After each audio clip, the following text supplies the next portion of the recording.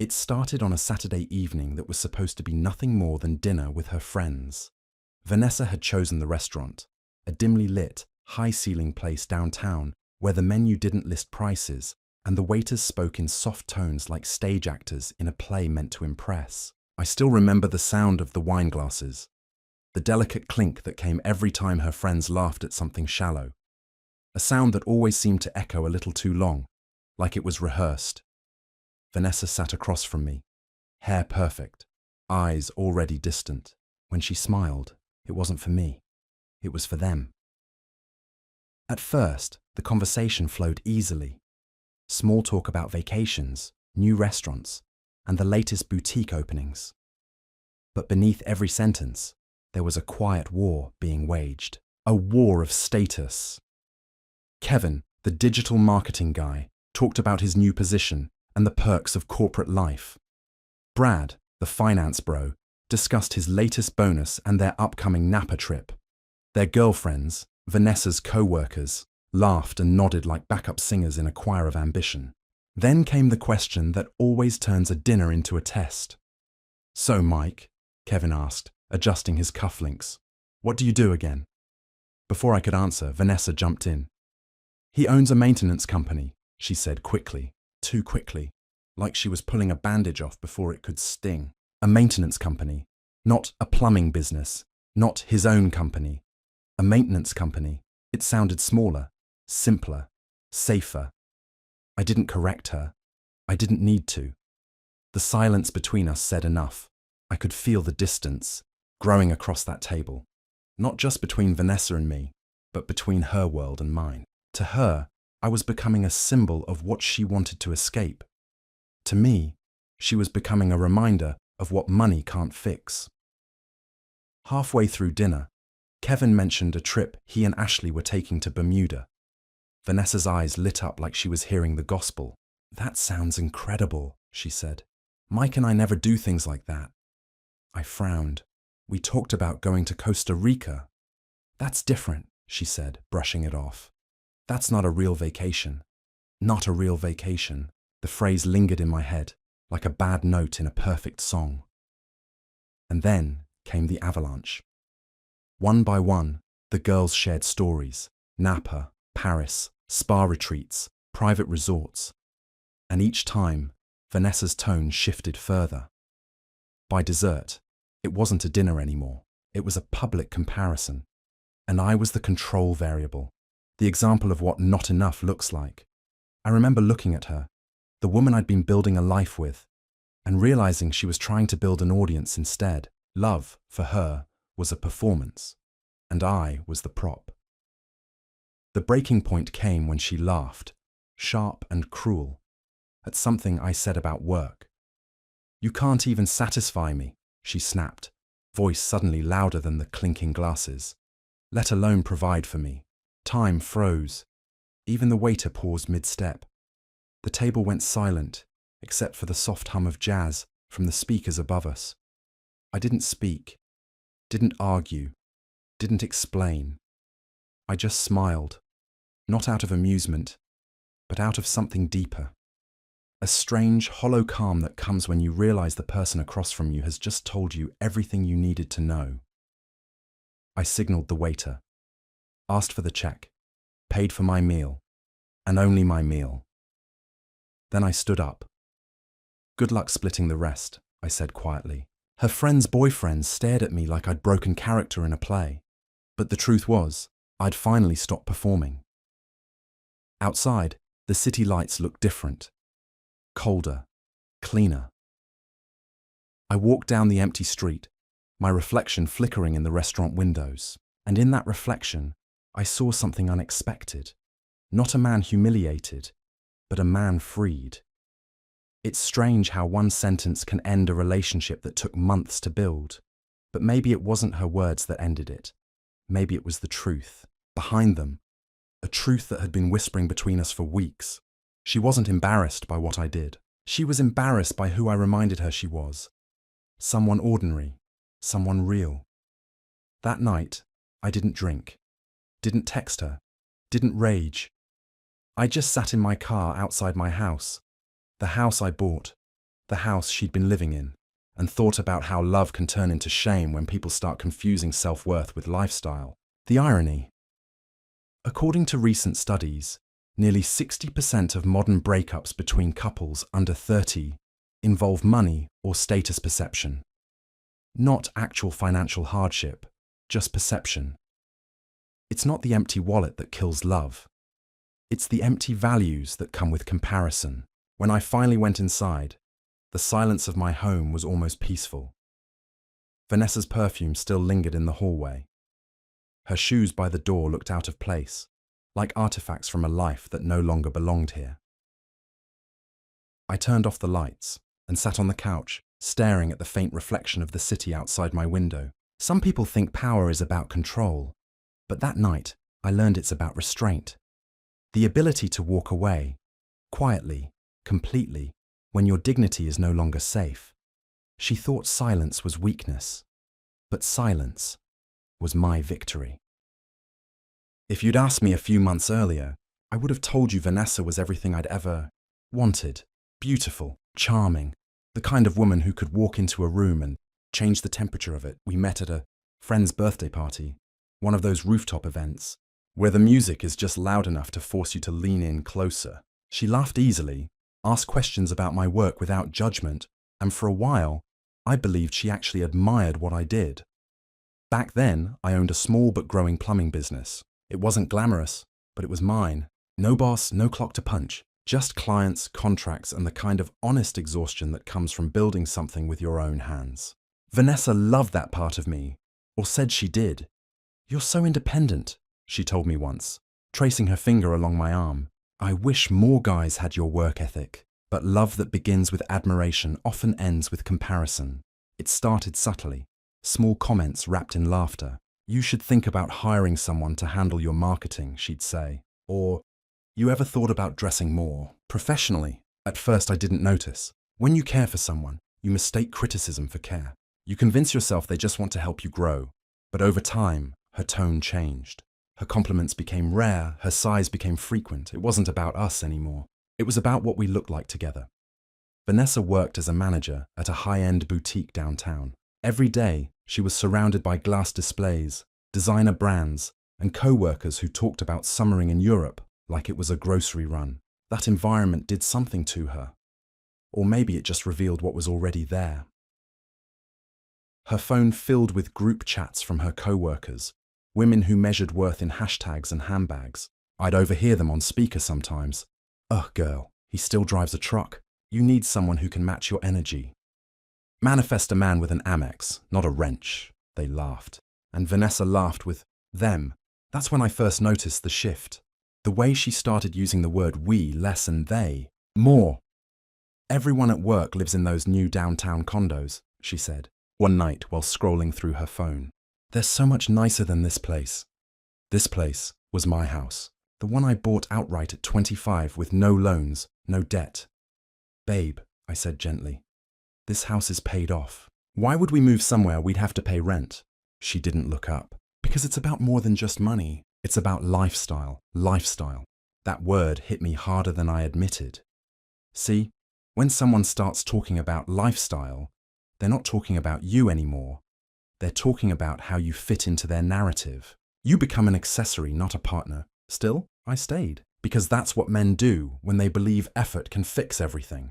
And maybe, deep down, I wanted to prove her wrong, to show her that stability could be more valuable than spectacle. But love isn't a debate you can win with logic. Over the next few months, her comments grew sharper. "Why can't you get a normal job like everyone else? Do you have to come home smelling like metal every day? Brad just got promoted again. Maybe you should think about going back to school." I laughed them off, but inside, I started shrinking. When you're constantly defending your worth to the person who's supposed to believe in you the most, something inside you fractures. One night, I caught her scrolling through listings for luxury condos again. She didn't even hide it. "I'm just looking," she said, her voice flat. "It doesn't hurt to imagine." That was the moment I realized she wasn't imagining with me anymore. She was imagining without me. Sociologists have a term for it: status dissonance. It happens when one partner's social circle changes faster than the relationship can adapt. Suddenly, affection gets replaced by embarrassment. Admiration turns into quiet contempt. But the irony is cruel. According to national labour data, tradespeople like plumbers, electricians, and mechanics often earn more than the average corporate worker in their 20s.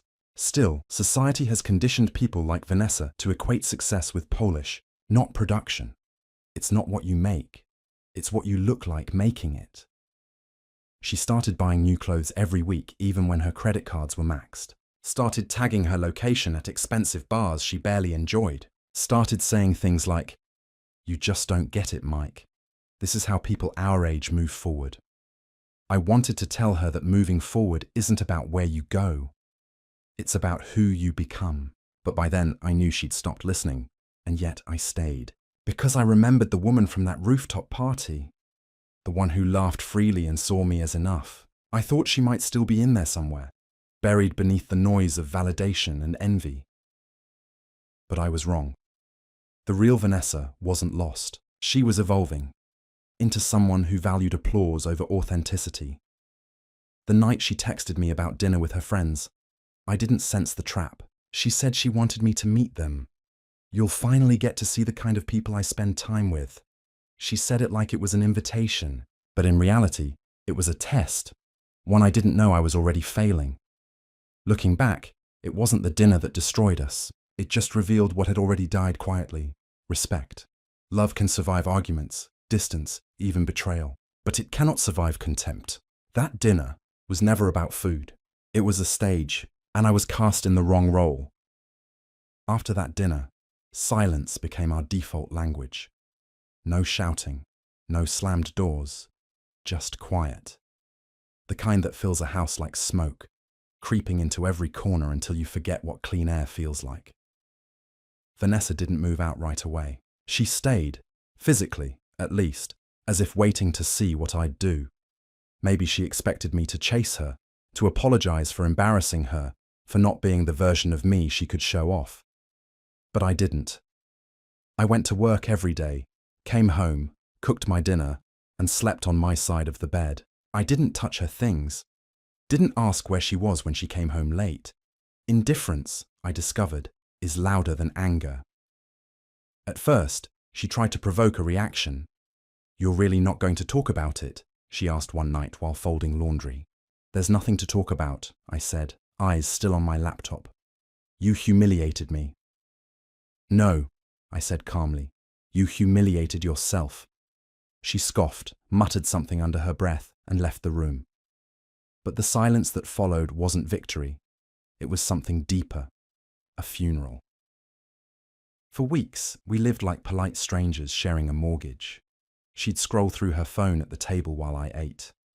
Her laughter would echo faintly from the other room, that new performative kind that existed only for Instagram stories and speakerphone calls. Sometimes, when she thought I wasn't listening, I'd hear her whispering on the phone to a friend, "I don't know how much longer I can live like this. He's so dull, dull." The same man who once made her laugh until she cried. Now, just another shade of grey in her carefully curated world. But dull has its uses. While she was chasing validation, I was watching patterns, her spending habits, her late-night absences, the subtle shift from perfume and warmth to cold and calculation. Then one night, her phone buzzed on the kitchen counter while she was showering. A message preview flashed on the screen. "He's asleep yet? We still on for tomorrow?" No name, just a number. I didn't need to open it. Some truths don't require proof, only confirmation. When she came out of the bathroom, I looked at her towel-wrapped hair, her perfectly blank expression, and I realized she wasn't cheating yet, not physically. But emotionally, she'd left months ago. And that's the thing most people never talk about. Infidelity doesn't start in the bedroom. It starts in the mind. In the moment, one person begins imagining a better life without the other. Psychologists call it emotional displacement. It's when dissatisfaction seeks refuge in fantasy, not because reality is unbearable, but because accountability is. Vanessa wasn't running from me. She was running from herself. I thought about confronting her, about ending it right there. But something stopped me. Not fear, not hope, strategy. There's a certain peace in watching someone dig their own grave while they think they're building a throne. So I waited. I worked longer hours, stopped cooking dinner, stopped making space for her drama, and piece by piece, she began to realize something terrifying. She no longer had an audience. Her frustration turned into desperation. "You don't even care anymore, do you?" she shouted one night, tears staining her makeup. "About what?" I asked. "About us." "There is no us," I said softly. "Just you, performing." That broke her. Not because it was cruel, but because it was true. The next morning, she was gone. Half her clothes missing, half her lies still hanging in the air like perfume. I didn't call, didn't ask where she went, didn't even change the locks. She texted me a week later. "I need time to think." I replied, "Take all the time you want." That was the last time we spoke. 2 months later, I heard through. Mutual friends that she'd moved in with a guy from her boutique, a marketing executive with a leased Mercedes and a condo view. She got what she wanted. The lifestyle, the illusion, the applause. But here's the part no one tells you. When you build your happiness on perception, it's never real enough to hold. A year later, I saw her again. Not in person. On social media, her posts were different. Fewer smiles, more filters, captions about finding peace, healing, and learning to love herself. The same script everyone uses when the fantasy cracks. I scrolled for a while, then closed the app. Not out of bitterness, but out of closure. See, the truth is, she didn't destroy me. She revealed me. The man I became after her was sharper, quieter, more disciplined. Because pain, if you let it, becomes clarity. They say hell has no fury like a woman scorned, but heaven has no peace like a man who's finally done explaining himself. And that's what I was. I'm done. It was almost a year to the day since she left when Vanessa came back. I remember because I was sitting at my desk, finishing a contract proposal, when my phone buzzed. A message from an unknown number, but I knew the rhythm of her typing, the hesitation between words. "Hey Mike, I know it's been a long time. Can we talk?" For a few minutes, I just stared at it. Funny how 12 words can feel heavier than 1,000 arguments. I didn't reply. Not immediately. I closed my laptop, leaned back, and let my mind replay everything. The dinner, the silence, the nights I lay awake wondering how something that once felt sacred could decay so completely. She hadn't just left me. She'd made me question the entire blueprint of love, what it meant, what it cost, and whether it was ever real to begin with. But the thing about healing is, it doesn't make you forget. It makes you remember differently. So when I finally replied, I didn't type out anger. I didn't ask, "Why now?" or "What do you want?" I just said, "Sure, where?" We met at a cafe downtown.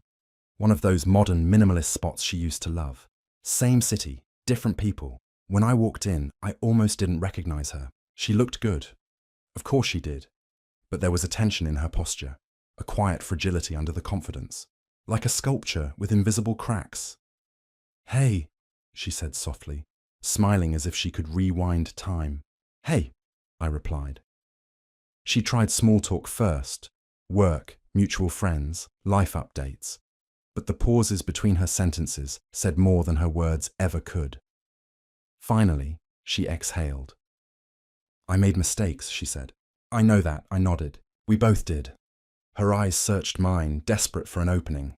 "But you were good to me, Mike. Better than I realized." I didn't flinch. Realization's expensive when it comes too late. She looked down, stirring her untouched coffee. "He wasn't who I thought he was," she admitted quietly. "The guy I left for. Of course he wasn't. Men like that never are. All polish, no foundation. He made me feel invisible," she said, voice trembling. I wanted to laugh, but I didn't. Instead, I said the most honest thing I'd ever told her. "You didn't need him to make you invisible, Vanessa. You did that to yourself." Her eyes glistened, and for a moment I saw the woman I fell for. Human, scared, real. But the past has a way of stripping away sympathy. "Mike," she said, "I'm not asking for us to go back. I miss talking to you. I miss you. That's when I smiled. The same quiet smile from that dinner a year ago, the one she mistook for surrender. You miss the version of me that tolerated you, I said calmly. That man's gone, she didn't respond. Just sat there, eyes wide, like she'd been expecting forgiveness wrapped in nostalgia. Instead, I gave her closure wrapped in truth. I don't hate you, I said. I don't even resent you. You were just a lesson, one I needed to learn the hard way, she swallowed hard. And what lesson was that? That love without respect is just dependency, and that peace isn't something you find in another person. It's what's left when you stop needing their validation. Her tears finally broke then. Quiet, restrained, but real. And I felt nothing.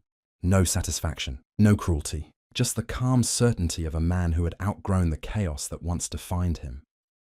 We sat there a while longer in silence. When she finally stood to leave, she said, "You really have changed." I looked up at her and said, "No, I just stopped being the man who made it easy for you to destroy him." She nodded slowly, as if realizing that this time she wasn't walking away. She was being left behind. After she left, I stayed for a while, sipping my coffee as the city moved outside the window. Same skyline, same streets, but they looked cleaner now, simpler, because sometimes peace doesn't come from getting someone back. It comes from knowing you never need them again. After that dinner, silence became our default language. No shouting, no slammed doors, just quiet. The kind that fills a house like smoke, creeping into every corner until you forget what clean air feels like. Vanessa didn't move out right away. She stayed, physically, at least, as if waiting to see what I'd do. Maybe she expected me to chase her, to apologize for embarrassing her, for not being the version of me she could show off. But I didn't. I went to work every day, came home, cooked my dinner, and slept on my side of the bed. I didn't touch her things, didn't ask where she was when she came home late.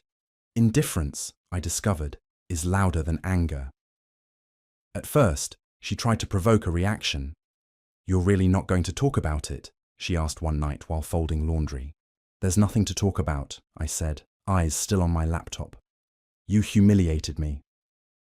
"No," I said calmly. "You humiliated yourself." She scoffed, muttered something under her breath, and left the room. But the silence that followed wasn't victory. It was something deeper, a funeral. For weeks, we lived like polite strangers sharing a mortgage. She'd scroll through her phone at the table while I ate. Her laughter would echo faintly from the other room, that new performative kind that existed only for Instagram stories and speakerphone calls. Sometimes, when she thought I wasn't listening, I'd hear her whispering on the phone to a friend, "I don't know how much longer I can live like this. He's so dull, dull."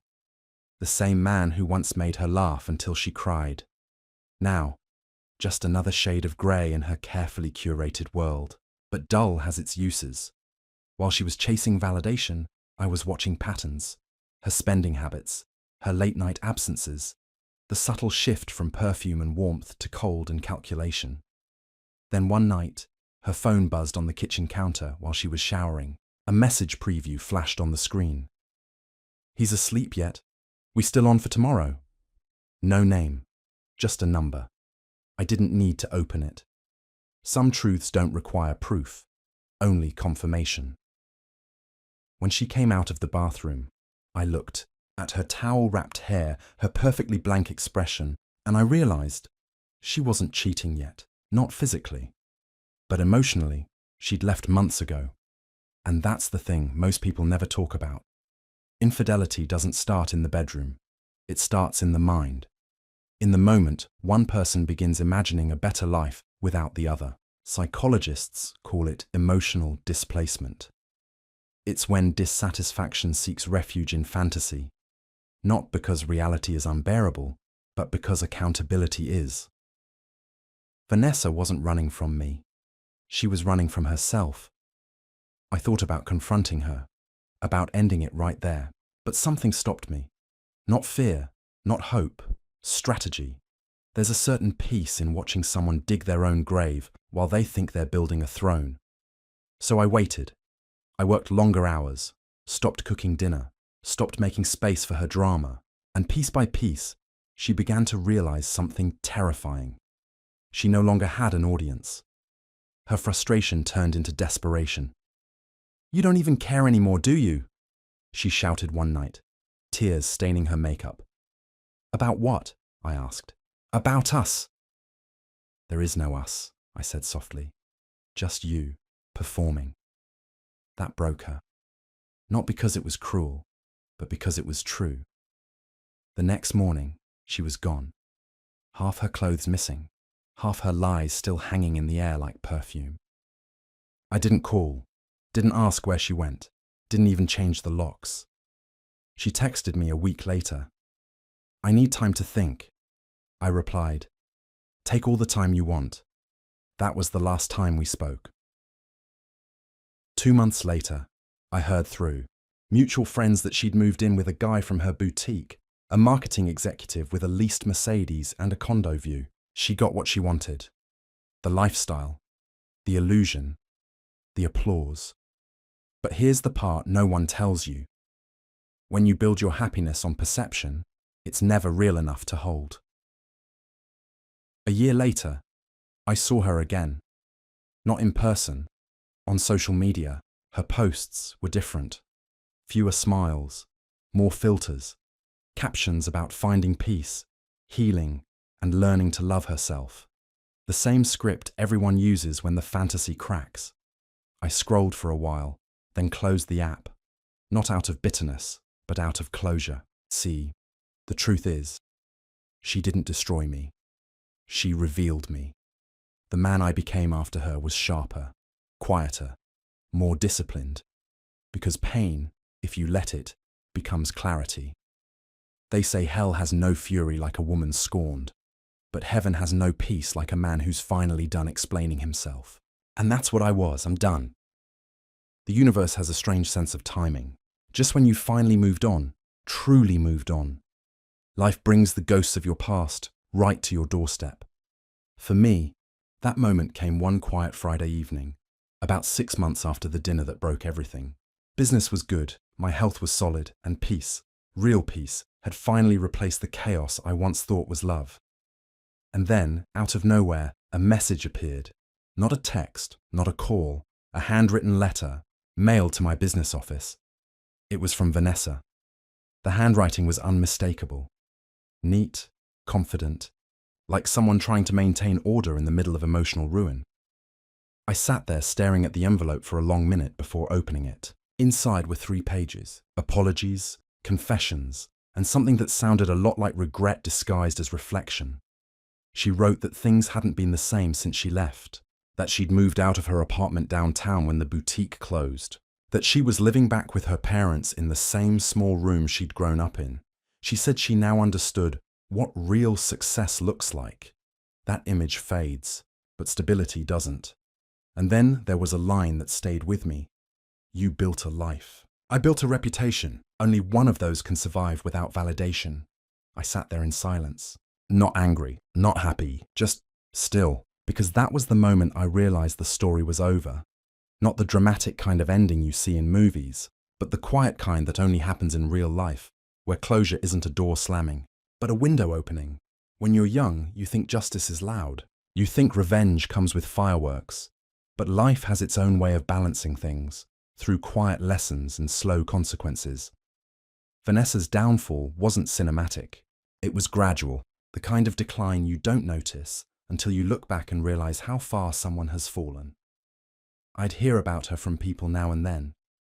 Mutual friends, old acquaintances. She was working part-time at another retail store, taking night classes, still posting old vacation photos as if nothing had changed, still chasing a lifestyle that never really wanted her in the first place. But I didn't feel satisfaction in that, because by then I'd learned something powerful. When you finally outgrow the person who hurt you, their downfall doesn't feel like victory. It feels like distance, and that distance is freedom. Meanwhile, life kept moving.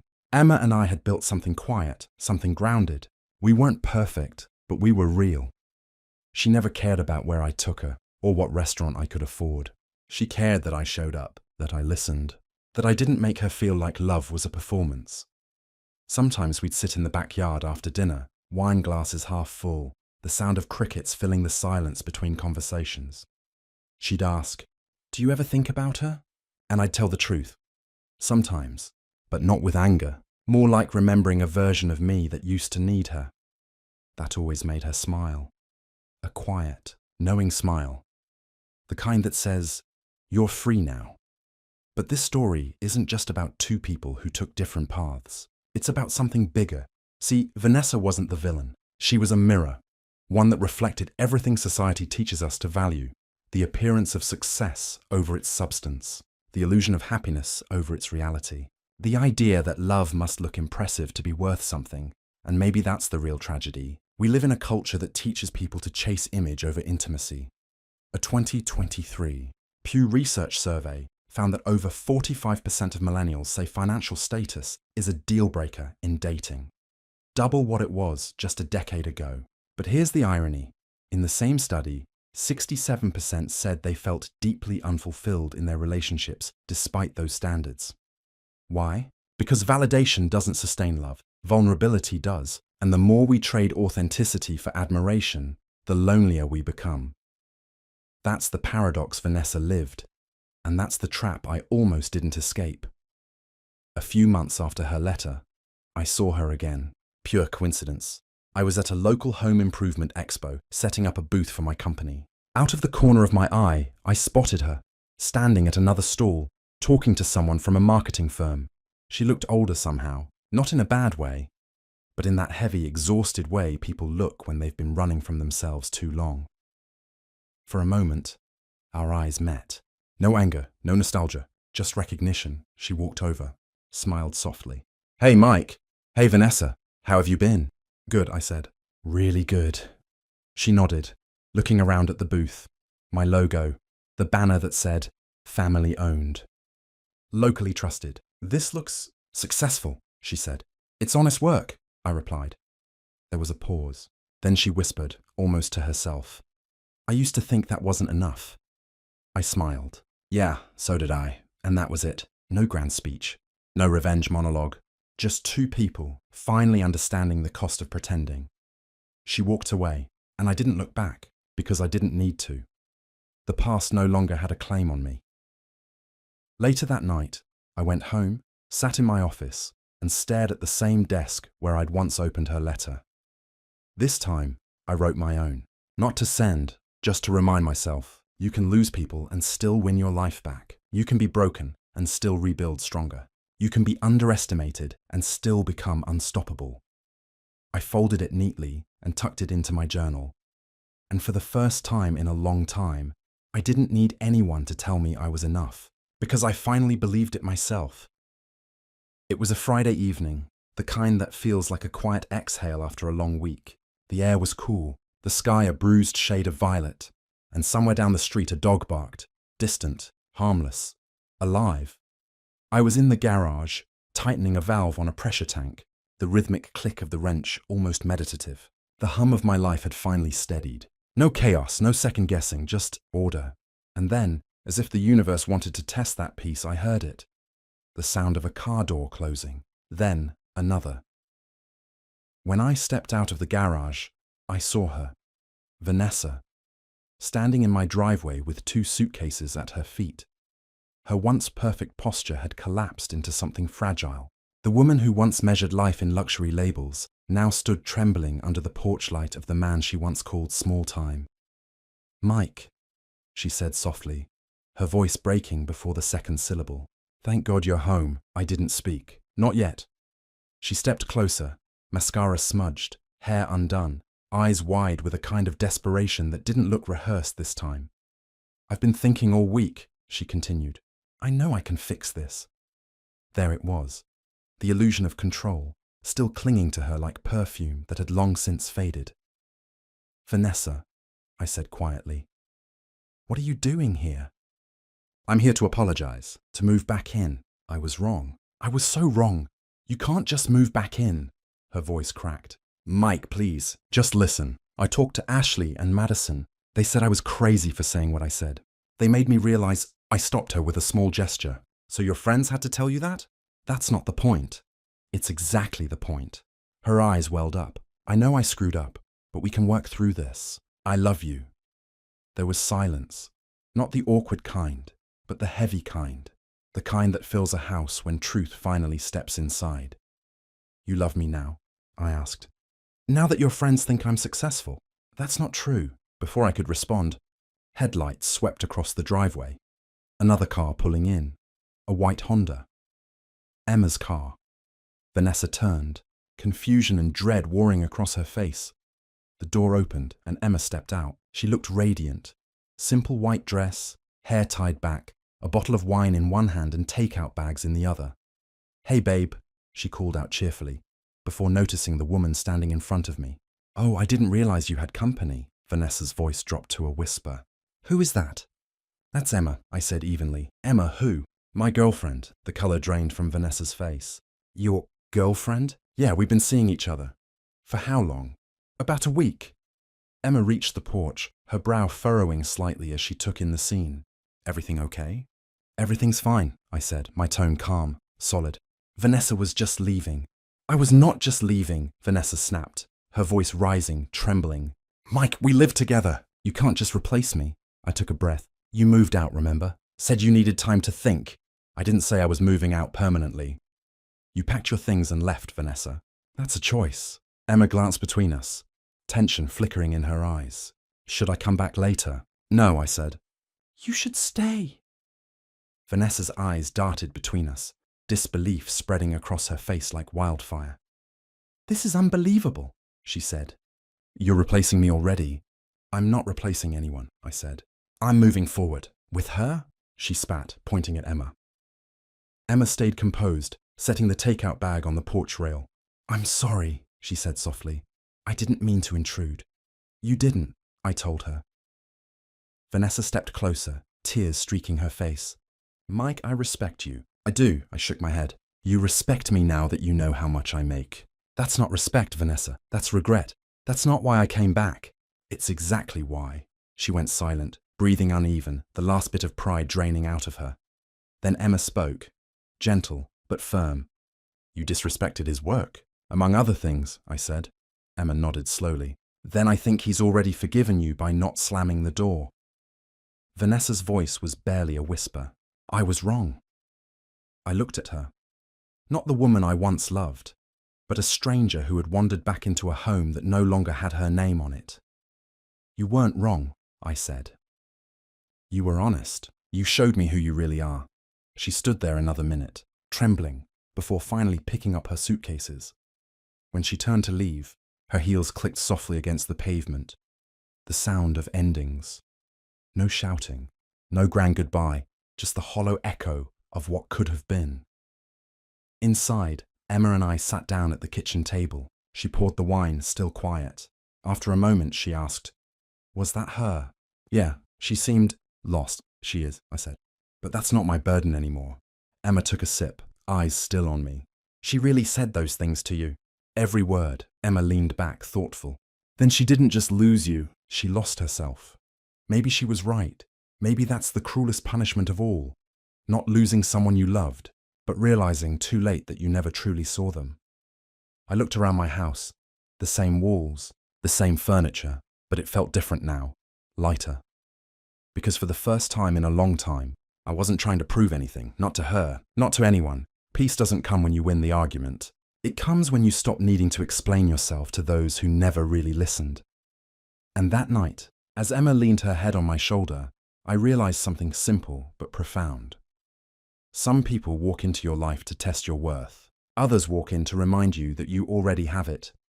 Vanessa was the former, Emma was the latter, and me? I was finally free to stop being the man someone tolerated and start being the man someone chose. It's strange. When you finally make peace with your past, it stops feeling like a story about someone else hurting you. It starts feeling like a lesson about how you stopped hurting yourself. Months passed. The house got quieter. But it wasn't the emptiness of absence. It was the calm of alignment. Sometimes I'd sit on the porch at dusk, watching the sunset bleed through the trees, and think about all the versions of me that used to live in this same house. The desperate one, the defensive one, the one who thought love meant enduring humiliation with patience. That man is gone. Now, when I talk about it, on podcasts, in interviews, even in seminars, people ask the same question: how did you forgive her? And my answer is always the same: because I had to forgive the man who let her treat him that way. Forgiveness isn't about excusing someone's cruelty. It's about reclaiming your energy from the loop that replays it. I remember reading somewhere, pain is what happens. Suffering is what you repeat. I'd repeated it for years, the same story, different faces. A father who demanded perfection. A boss who took credit for my work. A girlfriend who measured love in leverage. Different people, same script. I give too much, they give too little. I blame them. Until one day I realized I wasn't unlucky. I was unaware. You attract what you tolerate. You tolerate what you fear, and you fear what you haven't yet healed. One night, after a speaking event in Chicago, I got a message. It was from Vanessa. The subject line read, "I owe you the truth." I hesitated before opening it, but closure doesn't always knock twice. Her email was long, paragraphs of regret, remorse, explanations that sounded sincere but exhausted. She'd been through therapy. She admitted her insecurities, her obsession with appearances, her fear of mediocrity. She wrote, "You never made me feel small, Mike. I just couldn't handle that you didn't need to make me feel big." That line stuck with me. It was the first time she'd said something that sounded like self-awareness instead of self-pity. I didn't reply, not out of anger, but because some stories close better without an echo. I still see her sometimes, not in person, but in people. In the client who calls his wife high maintenance with a nervous laugh. In the woman who says, "I'll be happy when," and never finishes the sentence. In the endless scroll of curated perfection we mistake for happiness. Vanessa was never a villain. She was a symptom of a culture that teaches us to value status over substance, performance over presence, admiration over intimacy, and I was part of it too. Chasing success to prove I was worthy of love, instead of finding love that saw me as worthy before success. That's the real tragedy, isn't it? Not heartbreak, but how long it takes us to stop defining ourselves through someone else's eyes. The Blueprint Project grew. Thousands joined. Men and women, divorced, heartbroken, rebuilding, all searching for the same thing. Not revenge, not validation, but understanding. We built a space where people could say, "I was manipulated. I stayed too long. I lost myself trying to keep someone else." And no one flinched. No one judged. Because when you've been through the fire, you stop mocking the burn. One night, during a live Q&A, a young man asked, "How do I know if I'm ready to love again?" I thought about it for a while before answering. "You'll know," I said, "when you want to give, not to fix, not to prove, but just to share. When you can look at someone and not see a savior or a threat, but a mirror, that's when it's real." The chat went silent for a moment, and then flooded with messages like, "Damn, that hit. I needed that." And in that silence, I realized something. We're all just trying to find our way back to wholeness. One scar, one mistake, one lesson at a time. Later that night, after the stream ended, I walked into the living room. Emma was asleep on the couch, a book half open on her chest, the lamp casting soft shadows across her face. I stood there for a while, just watching, not out of awe, not out of fear of losing her, but out of gratitude. Because peace doesn't always arrive with fireworks. Sometimes it just shows up quietly, sits down beside you and never leaves. And as I turned off the light, I finally understood. Love doesn't destroy you. The wrong kind of love does. The right kind rebuilds you, not because it's perfect, but because it's true. Healing isn't becoming who you were before. It's becoming who you were meant to be after.